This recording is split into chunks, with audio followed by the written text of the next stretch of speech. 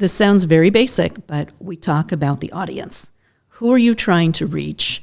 And that helps determine basically the approach, the tone of the content. I work very hard to make it sound like it's coming from the business owner, that this is not Choice Words' version of what they should be saying.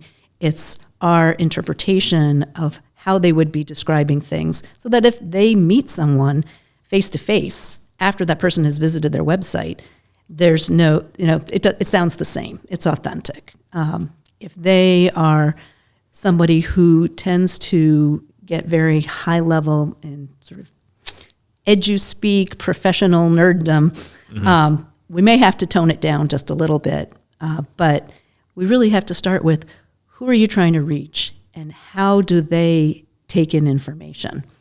And that may lead to a lot of other questions about how they normally interact with their prospective customers, what people tend to expect from them. If they've been in business a while, they've got a brand, they have a voice. I just want to make sure that our work matches what they're doing so that it all comes together as a consistent set of messages.